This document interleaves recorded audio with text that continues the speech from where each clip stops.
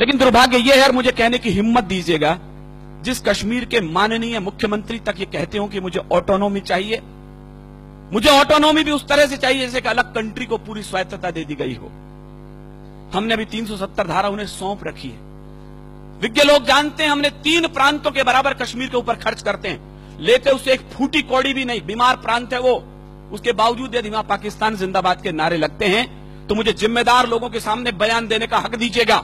और शायद मैं पहली बार बोल रहा हूं जिम्मेदार लोगों, तो मेरी हिम्मत को दाद दीजिए, मैं कहां खड़ा हूं और किसके सामने क्या बयान देने जा रहा हूं। कश्मीर वो बेवफा औरत हो चला है जो खाता हमसे है, पीता हमसे है, पहनता हमसे है और नैन मटक के पड़ोसी से करना चाहता है। 52,000 बेटे खोने के बाद ये मुल्क कश्मीर को अपना मानने को तैयार नहीं है कुछ लोग वहां पर। मैं कहना यह चाहता हूं, अपनी इस केसर घाटी को इतना लहू दे चुके हैं हम, अब तो जो भी फूल खिलेंगे वो सब फूल हमारे होंगे। अब तो जो भी फूल खिलेंगे वो सब फूल हमारे होंगे। और फारूक साहब, आपके बयानों पर 4 टिप्पणी कहते मैं अपनी बात शुरू करता हूं कि अलग देश की मांग नहीं, ये देशद्रोह का नारा है। और कहीं कविता हो, भुवन जी जैसे बड़े भाई मेरे यहां बैठे, मैं आप तक पहुंचाता हूं। अलग देश की मांग नहीं, ये देशद्रोह का नारा है।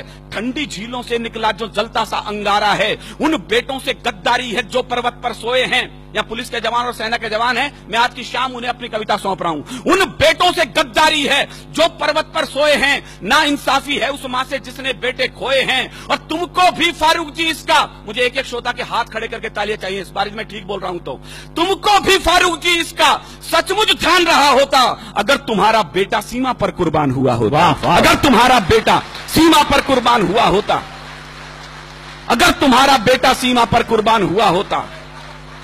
तुम कहते हो कश्मीर के तुम ना जो सीएम होते, कहते हैं तो मैं हिंदुस्तान में हूं, यहाँ के विवादास्पद सूबे का सीएम हूं, मैं होता तो वहां का प्राइम मिनिस्टर होता। फारूक साहब, हिंदुस्तान में राजस्थान वो मिट्टी है जिसने इतिहासों को आईने दिखाए, एक आईना मैं दिखाता हूं। तुम कहते हो कश्मीर के तुम ना जो सीएम होते, जाते पाकिस्तान वहां पर तुम उनके पीएम होते। फारूक जी अगर पाकिस्तान का, मुझे आपकी कमजोर तालियों के बीच कविता पढ़नी पड़ रही है, मेरा दुर्भाग्य भी हो सकता है। फारूक जी अगर पाकिस्तान का कुछ इतिहास पढ़े होते, फांसी के तख्ते पर तुम भी भुट्टो संग चढ़े होते। फांसी के तख्ते पर तुम भी भुट्टो संग चढ़े होते। फांसी के तख्ते पर तुम भी भुट्टो संग चढ़े होते।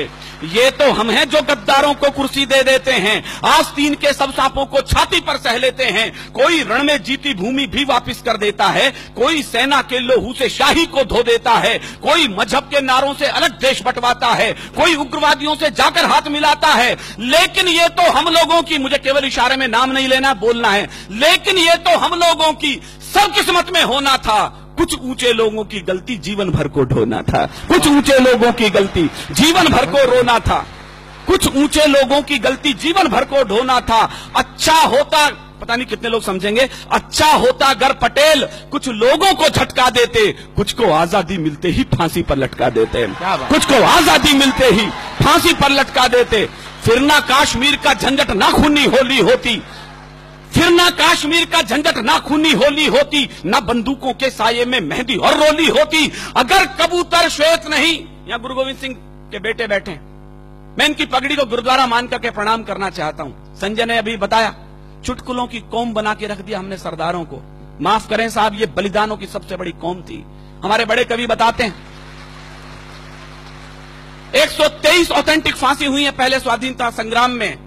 आपकी तालियां इस बात को फख्र से बड़ा कर सकती है उनके बलिदान को कि 83 बेटे सिख मां की कोख ने दिए थे उसके लिए। क्या बात। हरिओम जी लिखते हैं, हम कर्जा खाए बैठे हैं गुरु गोविंद की कुर्बानी का, हम क्या एहसान चुकाएंगे उनकी आंखों के पानी का। हम उनकी गणना करते हैं आजादी के आधारों में, जिनके आगे जिनके 2-2 बेटे चिन गए दीवारों में। क्या बात। जिनके आगे जिनके 2-2 बेटे चिन गए दीवारों में।